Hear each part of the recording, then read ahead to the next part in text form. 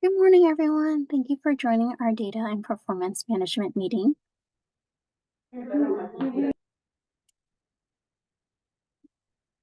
These are the topics we'll cover in today's meeting. Our agenda items are the project performance reports. We'll be covering for supportive housing and other permanent housing, rapid rehousing, transitional housing, and discuss some quarterly data cleanup and some time to discuss bed inventory.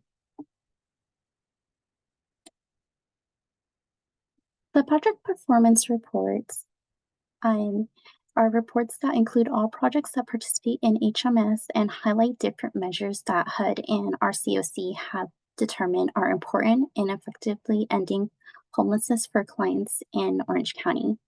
We also have a project performance overview that provides additional detail for each measure for each project type. For our quarterly data and management meeting, we're going to review the previous quarter published reports. So as mentioned, we're going to be covering PSH, rapid rehousing, and transitional housing in this meeting. The report is also useful to highlight successes for different projects and can be used to help providers develop process to improve their performance. And this meeting is to help our partners for discussion in successes and challenges so that we can support each other with meeting the threshold goals. The measures are also important as for projects that receive COC funding. These reports are used in the NOFO measures.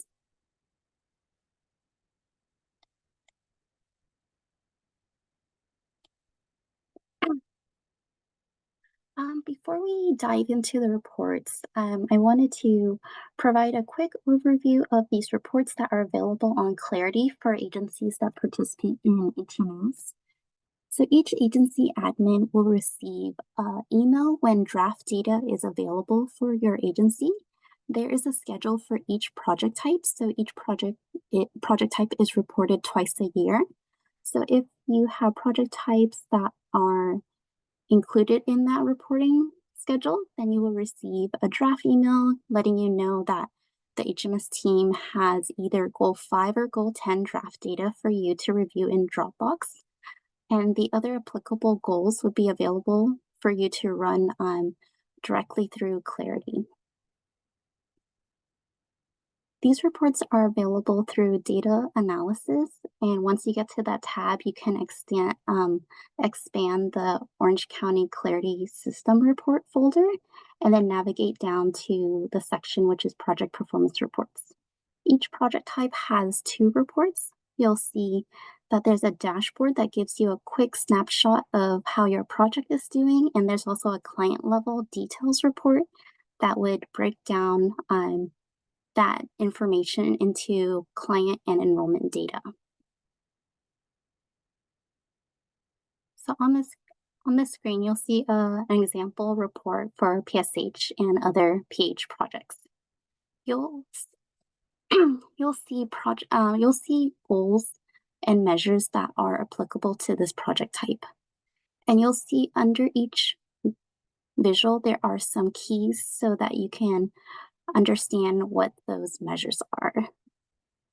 The measures include the title, so you understand what Goal 1, Goal 4 is about, as well as the key that lets you know how you're scoring for each measure. For Goal 6, we're looking at increased income, so the blue would indicate what the percentage that project is performing, and the breakdown if there's clients that fall under other categories such as decrease or no income.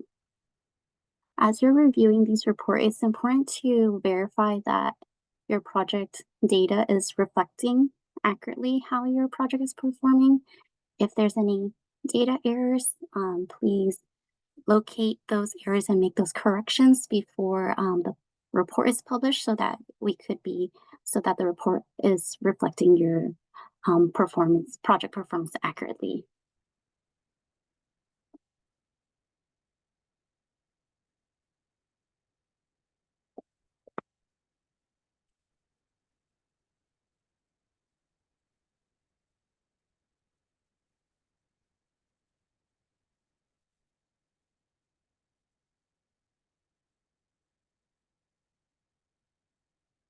supportive housing and other PH projects. So this past report period was August 1st, 2020 to July 31st, 2023. Our COC met only one measure threshold this reporting period, which is Goal 9, stabilizing clients in permanent housing. The threshold goal is 93% or higher, and we met it with 96%.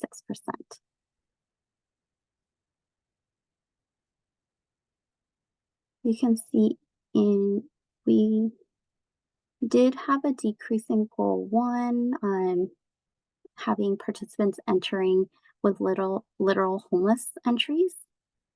This could be due to the data entry errors, so we want to highlight this so that agencies that have projects that project type PSH or other PH, that you're reviewing and ensuring that your enrollment data, prior living situation is entered in correctly per your participants so that they're recorded accurately.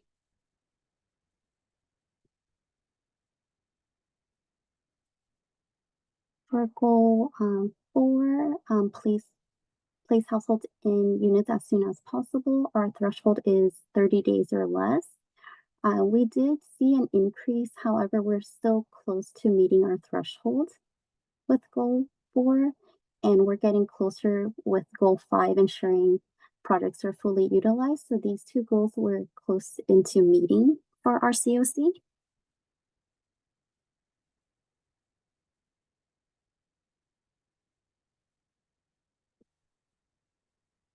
And goal 6 and goal 7 is looking at increased income. So goal 6 is looking at stayers and goal 7 is looking at leavers. So we have seen a decrease. So these are also other measures that we're working towards meeting our thresholds. And goal 10 is ensuring those participants that exit our PSH or other PH projects, that they are not returning back to the homeless system. And that threshold is 7% or less. This past reporting period, our COC scored a 10%. So we have seen it increase in the past 2 reporting periods. So we need to work towards ensuring these participants are not returning back to the homeless system and supporting them in exiting to other permanent housing situations.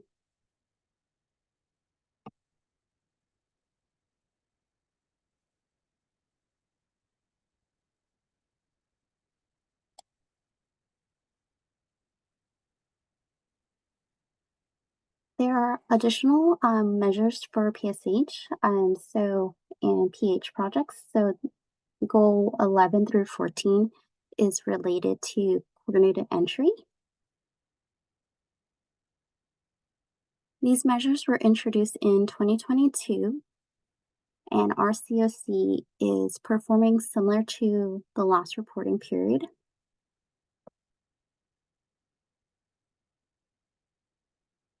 Goal 11, receiving referrals from coordinated entry system. We have seen a decrease in this percentage. For agencies that receive funding that required COC, or projects that are funded with COC or ESG funding, are required to receive coordinated entry referrals. So it is important to verify the funding you have and be in compliance with receiving referrals. And goal 13, we saw an increase accepting matches from coordinated entry system quickly. The goal is to be matched and accept matches within 45 days or less. So we saw an increase moving away from our threshold. So these are 2 measures that are important for us to work towards meeting the goals. These 2 goals were also included in the NOFL renewal. So it's very important to ensure your agencies are working towards meeting those thresholds.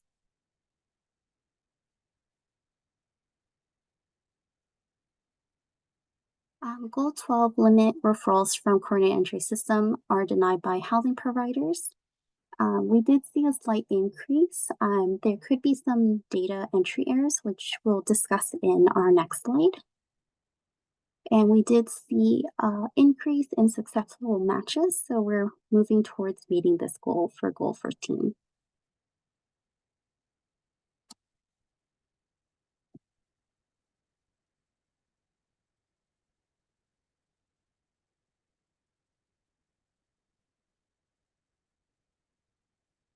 So I'll pause here to see if we have any questions. Feel free to unmute yourself or add it to the chat.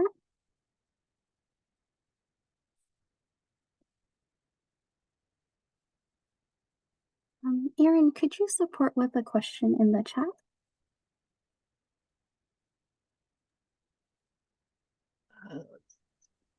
Is PSH inclusive of OC grant or COC grants, or is this the other as in batch? So the aggregate data that Elizabeth was showing is for both PSH and other permanent housing projects. So that's COC funded PSH. It's also any PSH that's not COC funded or VAC. It's also other permanent housing that is not HUD funded. Is that what you're asking, Christine? Looks like yes. Thank you for your question. We also publish agency/project level data. So you'll see the project score also available on our website. But as Erin mentioned, we're only going to review our COC aggregated data. So this includes PSH and other PH projects.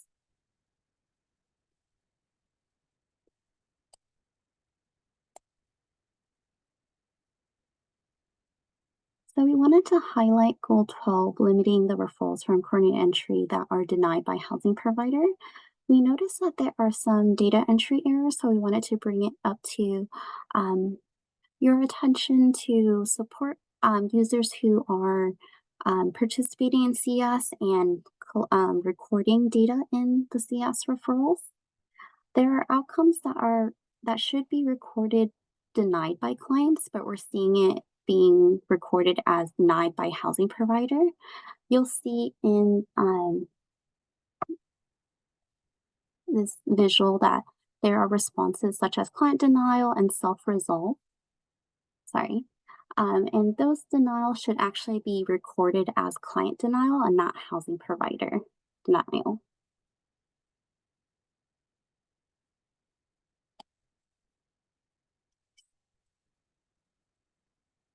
We have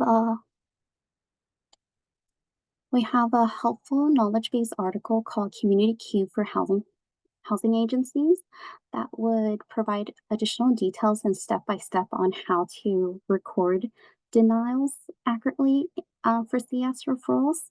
But a quick overview is that when a referral may not be, that may be denied by a client, it should be recorded denial type by the client and not housing provider. So the denial type should coincide with the denied reason. And this table is available within the KB. So depending on the reason, if it was client didn't show up or client refused services or self-resolve, the denial type should be entered by denied by client. And the other reasons would be here for housing provider. So it's important to to ensure that the deny is recorded accurately so that your score is reflecting if the denial is on the client end or on the agency end. And it could be that the client is not eligible or you're at full capacity for those opportunities.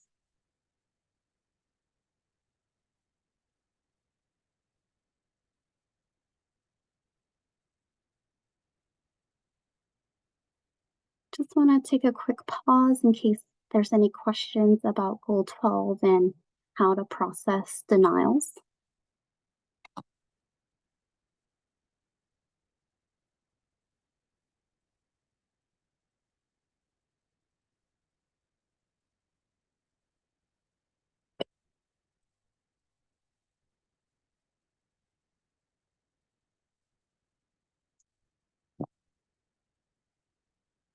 don't see any questions coming in right now, so we'll move forward.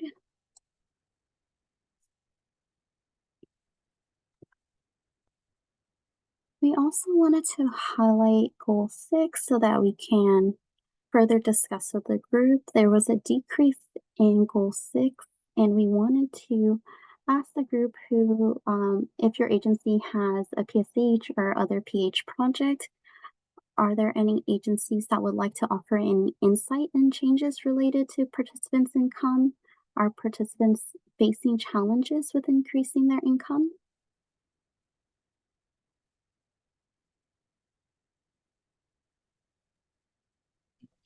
Just to add on to that, we know that clients may not be changing their income while they're enrolled, especially in PSH. However, we have seen, Elizabeth, can you go back to the trends chart? Since 2022, there's been a pretty significant decline in clients reporting an increase in income. So if you look at goal 6 on here, we've gone from, I think that says 60% in April 2022 down to 43% in October 2023. And just beyond the usual, clients not regularly increasing their income, is there anything else that's gone on since then that would account for this decline?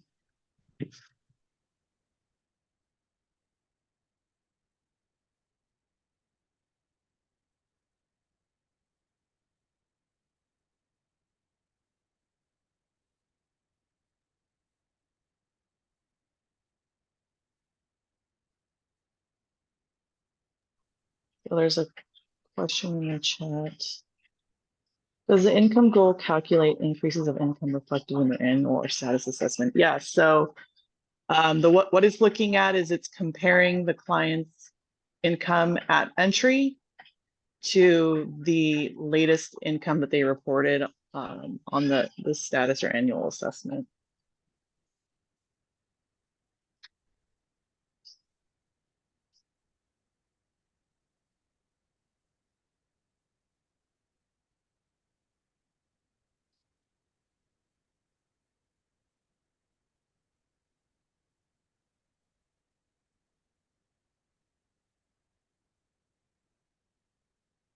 Are there any challenges that your participants are facing with increasing their income?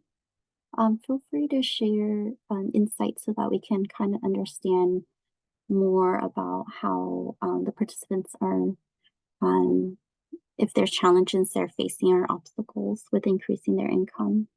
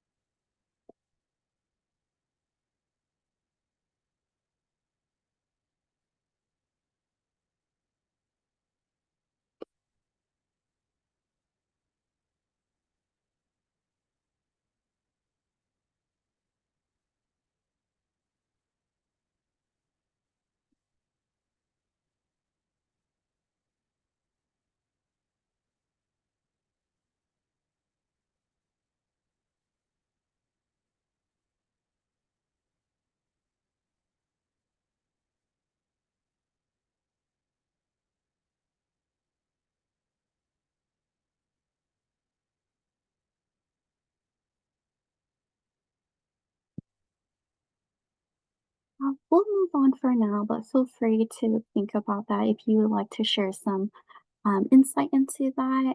Feel free to add that into the chat. We can always revisit the PSH and other PHPR later on. But we'll move on to rapid rehousing. So for this reporting period, our COC only met one measure, which is our goal 10, ensuring clients don't fall back into the homeless system after being housed or exiting into a PH situation.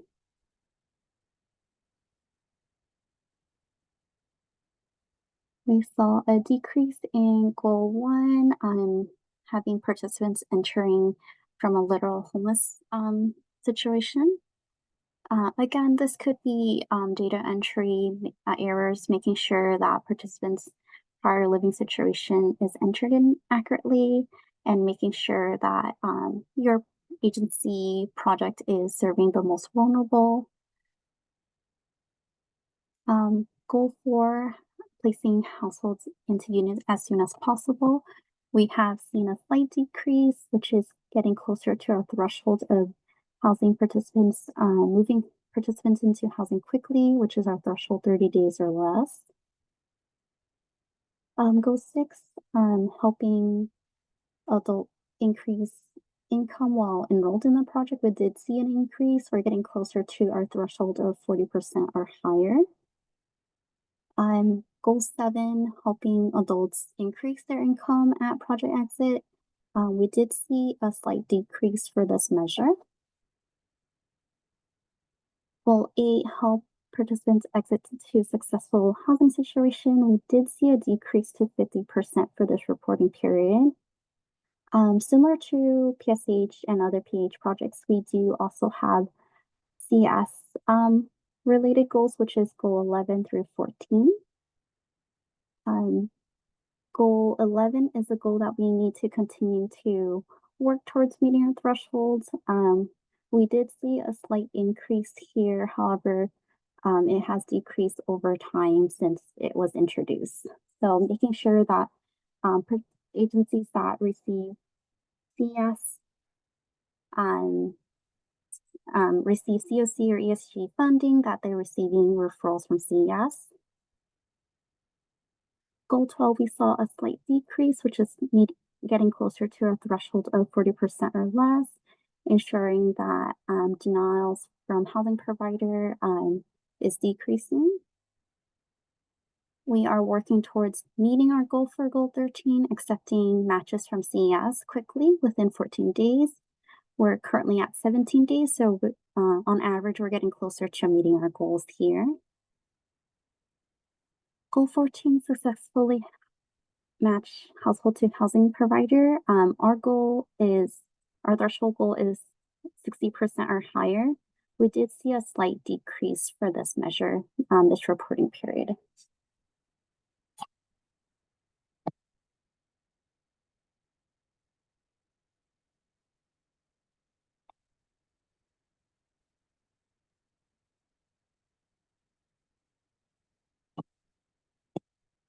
So we wanted to highlight for rapid rehousing goal 4, we did see a slight decrease, which is our COC is moving closer to our threshold of 30 days or less with rapid rehousing, ensuring that agencies are working with participants once you get matched, running your eligibility assessments, and working towards housing those participants quickly within into housing units. So we wanted to highlight this success that we're moving closer to our threshold goal.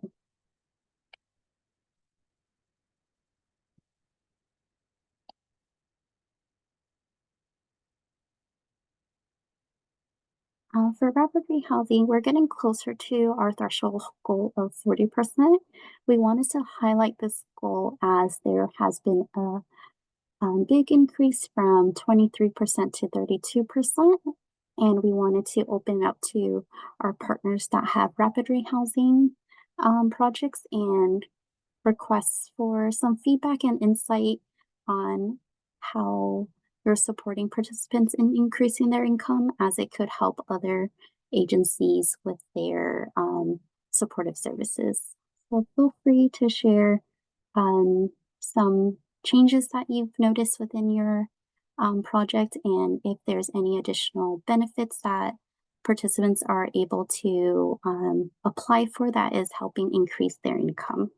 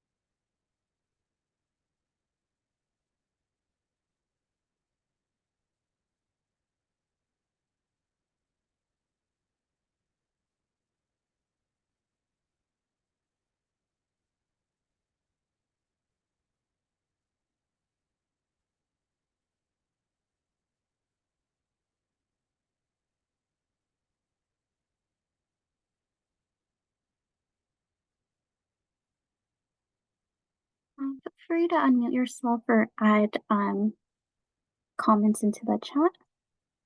We would appreciate partners that have rapid rehousing to share any insight as it could help other partners who are finding obstacles or challenges with supporting participants with increasing their income.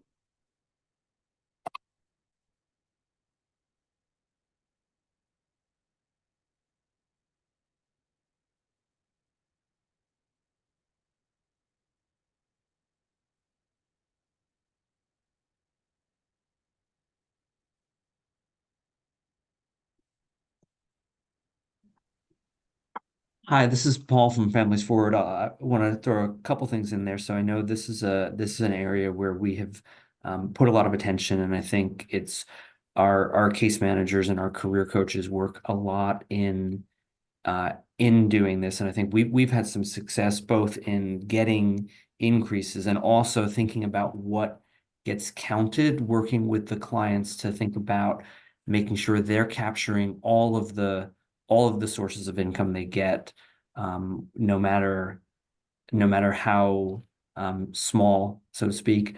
The other thing I wanted to throw in there is that I'm talking to my colleagues here, and we hypothesize that the prevalence of EHV in these data may be depressing some of the progress that we collectively could make, because since there are income limits there, that we've encountered situations where some of the EHV clients are almost afraid to increase their income because they don't want to get over income qualified. So I don't know if that's something other agencies have faced, but I realize that's part of the reason why 60%, it's 40%, not 100%, but those are a couple things that we're facing.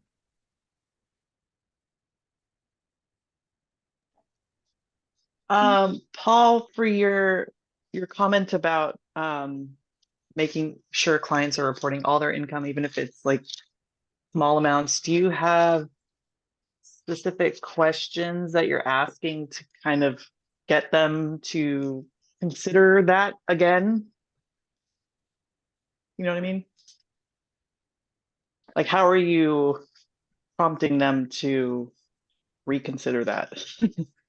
So some of it is money that they may be getting kind of through unofficial ways. And I think some of the smaller sources that still count are getting it through recycling, getting through gifts from family or other payments from family members. I don't know, is there anything else that I'm not?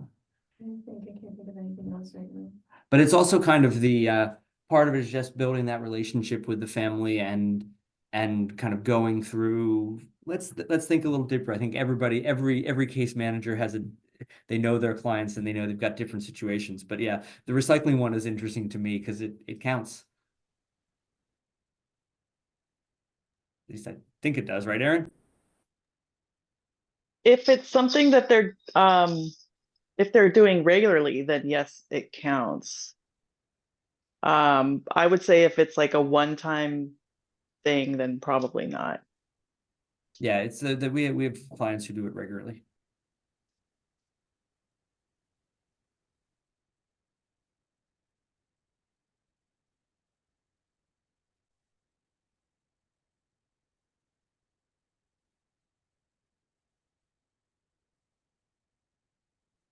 Thank you, Paul, for your comment and feedback. I think it's important, as you mentioned, is building that rapport and also kind of breaking down the categories in the income, ensuring that the participants understand what that income source means. It could be terms that they might not understand, so it's important to kind of break it down so they understand, is this a source that they currently have? Maybe they just didn't understand the terminology that we have in HMS.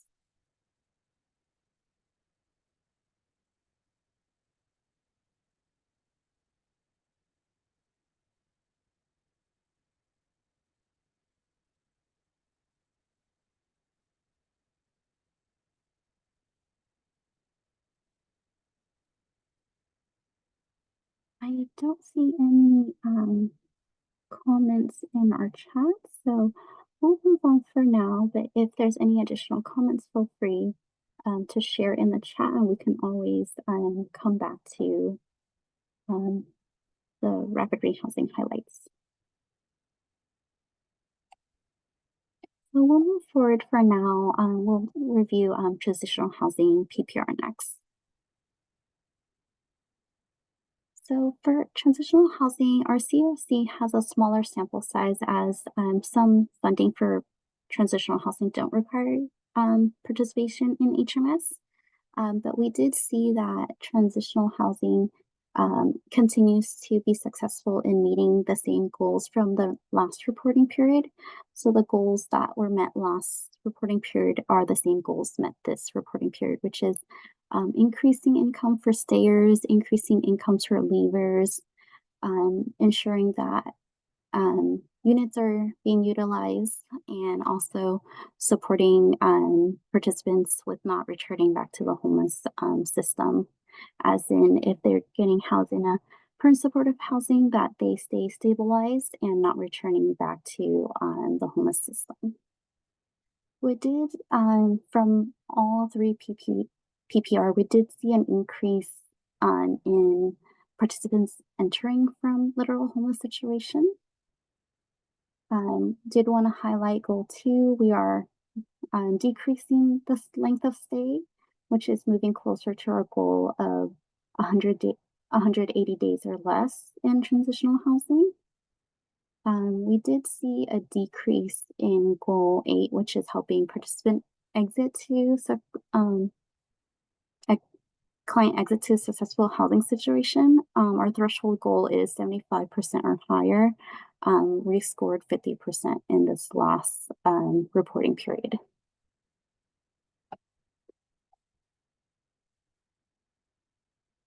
As mentioned, we wanted to highlight that our goal to decrease length of stay in temporary shelter and outreach has decreased to now 205 days on average for a COC, which is moving closer to our goal of 180 days or less.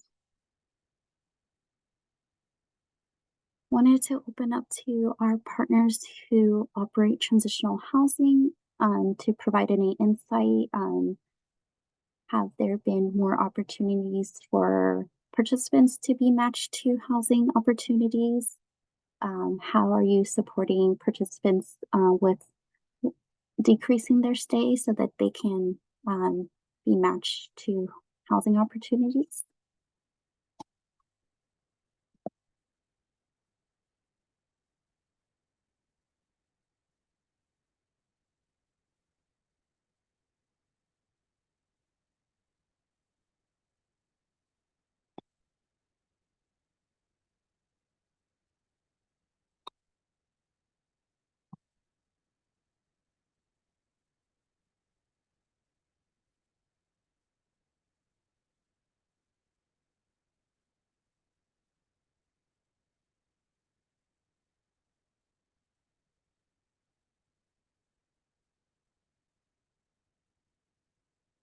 I don't see any comments in the chat, so we'll just move forward for now.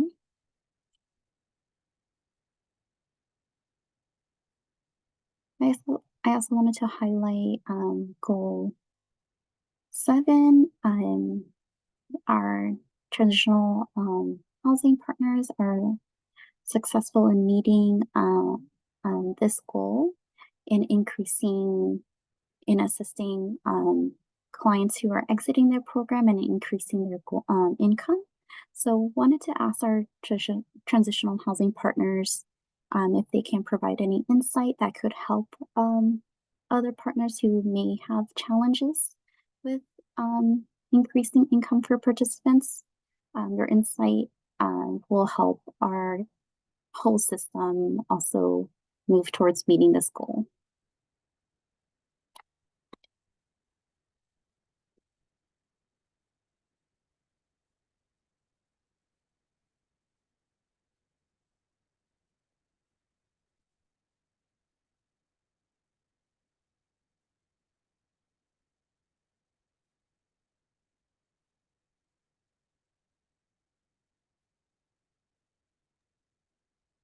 this is Paul again. I'm gonna repeat myself a little bit and kind of seeing this and thinking again about incentives. It occurs to us that there are really a whole lot of positive incentives and no disincentives to increasing income for a client's perspective here. So I think we as a system are doing better on this one than rapid rehousing, which would strike me as kind of counterintuitive, except for those thinking about it in terms of client incentives. And I don't know if that's something that maybe in the long term we can think more about how to right size those expectations for all of the project types.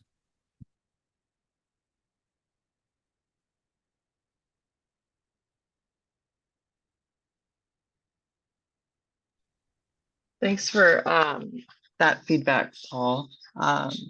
We can think more about that also moving forward.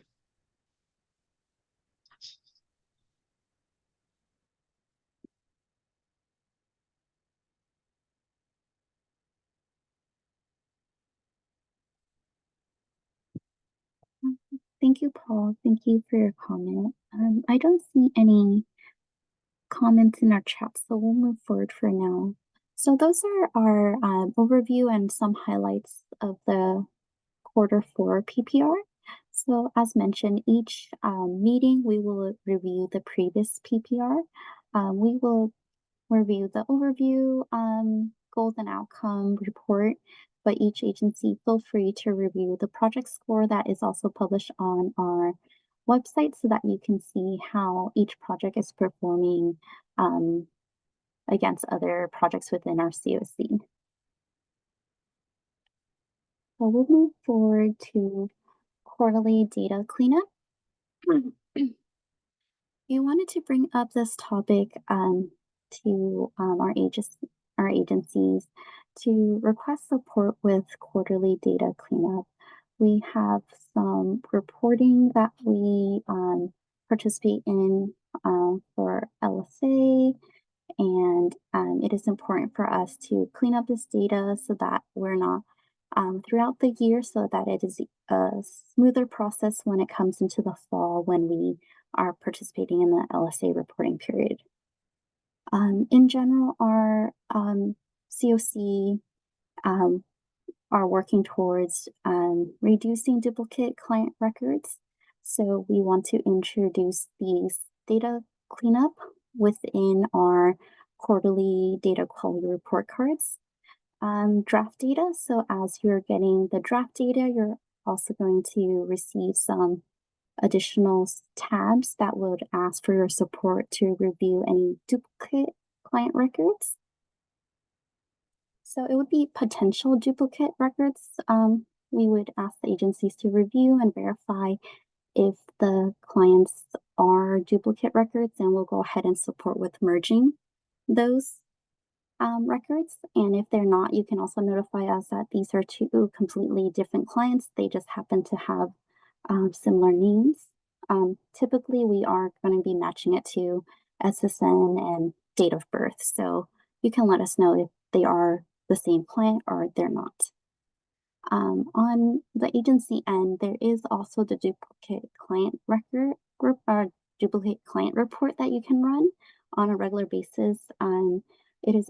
It's available in our report library. You can expand the data quality report folder and you'll see the DQXX110 report. And if you run that report, it's going to find potential duplicate that your agency is currently serving. And if you run that report and find duplicates, you can also submit a ticket and our HMS team will support with merging those profiles.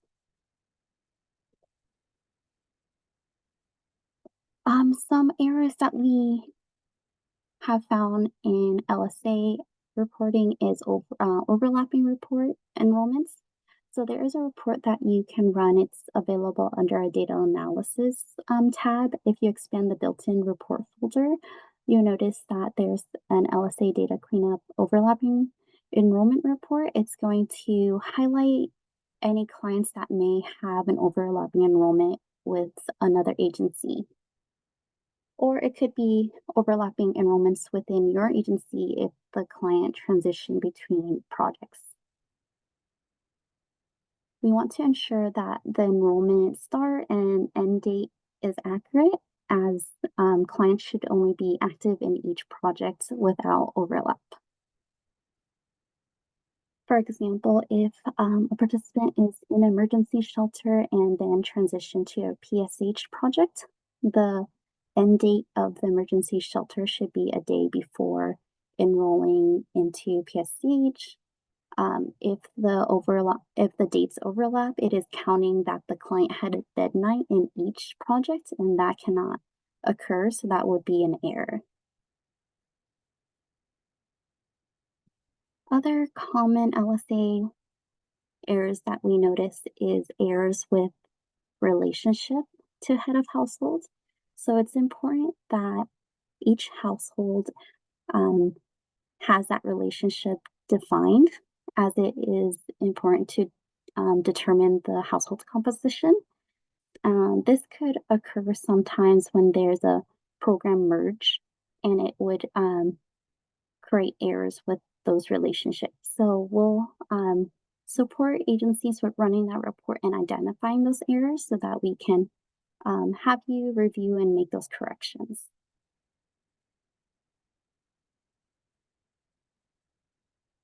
And then I just want to take a quick pause if there's any questions about the quarterly data cleanup, and also open it up to the group if your agencies run any data quality reports that have been helpful that could help us also include in this data cleanup.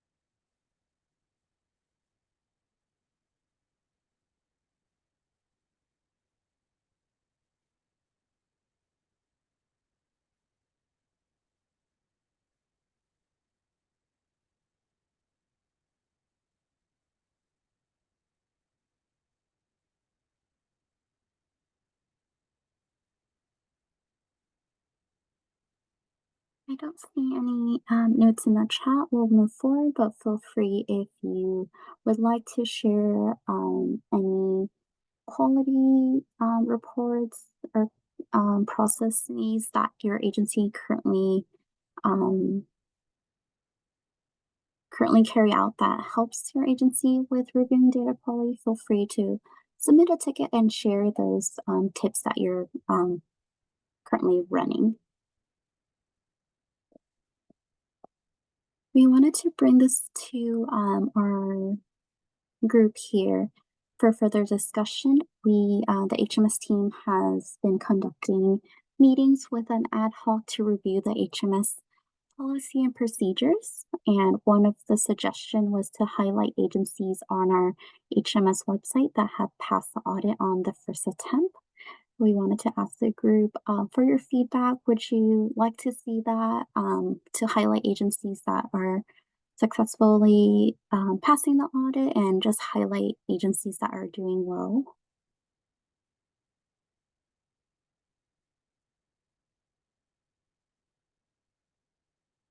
And we got a comment about yes to this proposed update.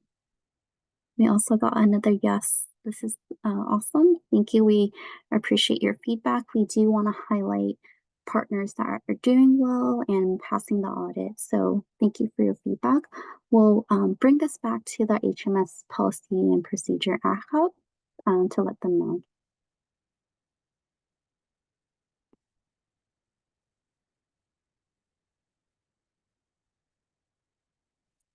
Thank you for this feedback. We'll bring that back to the ad hoc, and we'll also let you know where those, once that is implemented and where that could be found.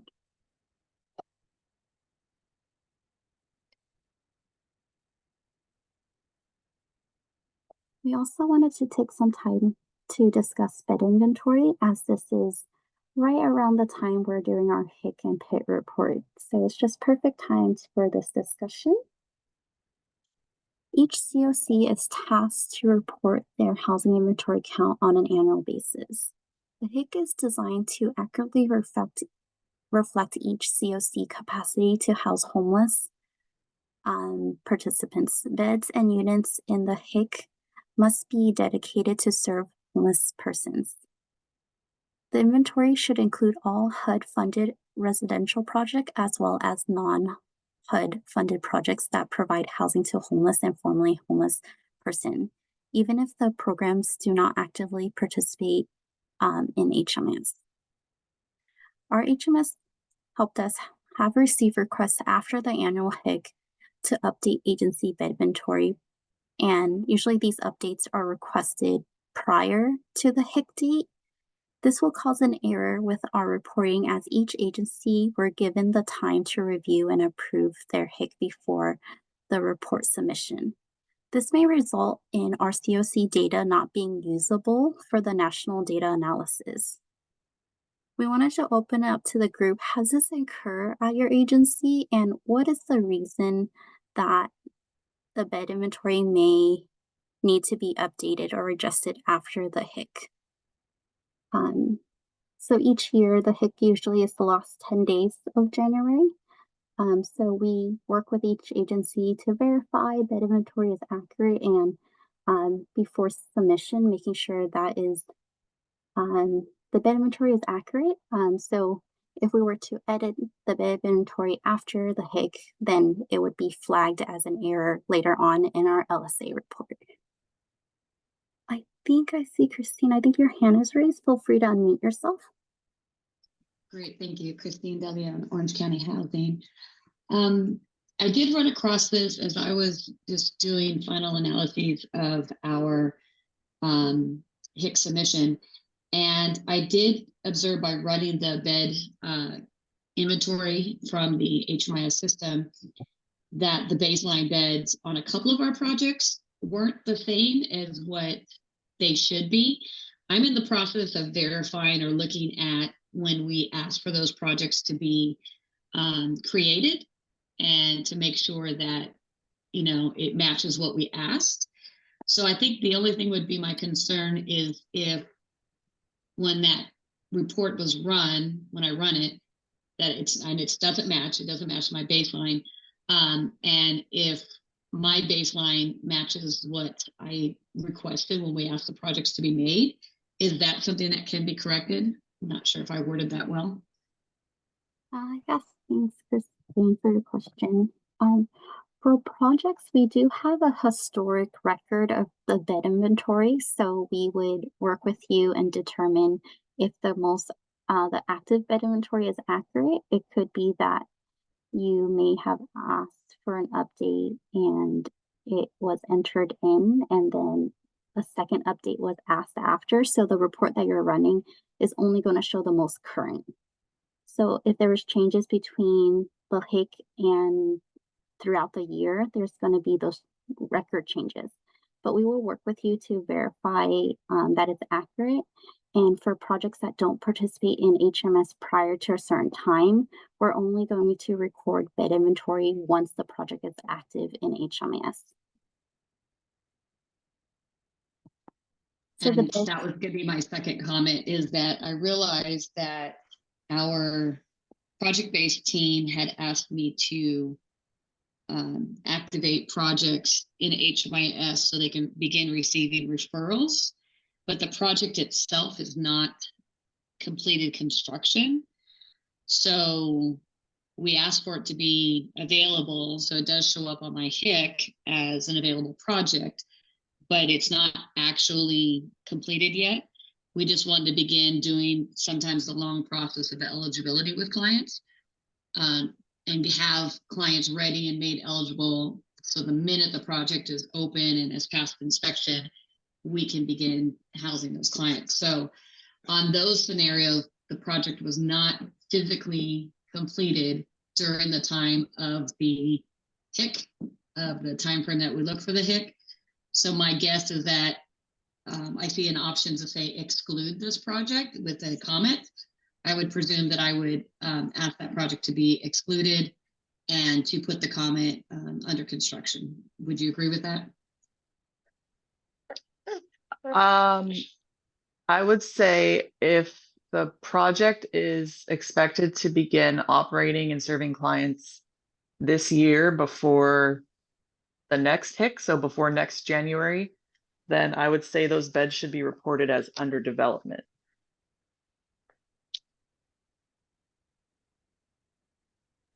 Okay, so they would be under development, but nothing would be housed. Obviously, they'd be empty because we can't actually fill those beds yet.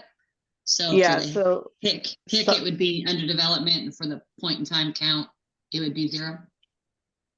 yeah, so when you on the HIC form, there's a question that asks, I don't remember the wording, but it's something about what type of inventory you have, and then there's an option for current inventory or under development. I would make sure current inventory is not selected, so only under development is selected, and then it'll change your form, and there won't even be an option for you to enter in a number of clients. It'll just be beds. Okay, perfect. So I'll do that for those. There's like 4 of them, 4 or 5. And I was trying to discern if, do we want to capture the fact that our capacity will increase, because most of these projects will be done and begin to be housed in April of this year. One maybe as late as September, but it will definitely be before the end of the year. But I know that's kind of technically in the new HIC cycle, right? Because I think the cycle goes like January 27th till the next, point in time count. So I just tried to see what your preference was of when we actually report those new beds opportunities. Yeah, so you'd report them as under development on the HICs, so that we have that inventory and that HUD is aware that it's coming. When your project goes live, officially taking clients, if the actual inventory is different than what you said for under development, that's fine, and we can update it. But then the inventory start date would be whatever date the project is starting. So like if it's April, it would be that date in April. Got it. So I don't know that date for sure now, so I'll probably leave that as an estimate. I mean, I will put what we hope it to be. Obviously, we never can completely know when a project's going to complete its construction, because lots of stuff can happen. So if it changes, if we report it that way on the HIC and it changes, then I could just submit an update form for that project, correct? Yeah. And we're definitely okay with inventory that changes during the year. So like I said, if you think it's different, if it ends up being different than what you think it's going to be now, we can definitely do that. And the date should just be whatever date it opens. We typically do the date as whoever's the first lease up. So the actual lease up date, the move-in date, we usually use as the start date. Yeah, that'll work. Great, thank you very much.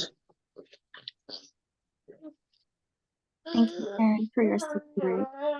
I think Erin wanted to note that, yes, bed inventory can change throughout the year, and we do have a form for our partners to let us know about those changes throughout the year. It's more that during the HIC, we want to ensure that the report that is submitted for the housing inventory count is accurate.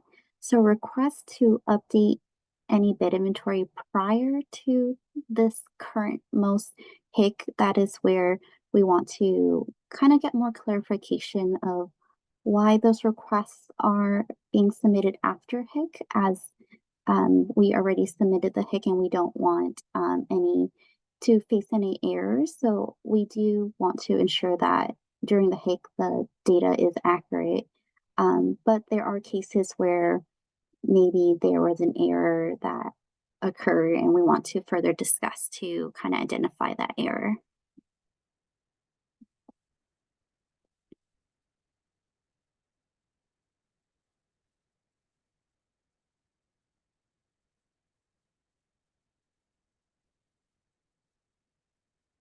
I don't see any more comments coming in, but we want to let you all know that if there is any questions or any additional feedback or comments to share with us, feel free to reach us at our HMS Help Desk and submit a ticket. We would love to hear your feedback or any questions that you may have. So we will be meeting on a quarterly basis. So our next meeting will be May 8th around the same time, which is 10 to 11 to review the next quarter report. So we want to thank you all for your time today. Feel free to submit a ticket if you have any other questions or feedback for us. Thank you and have a good day.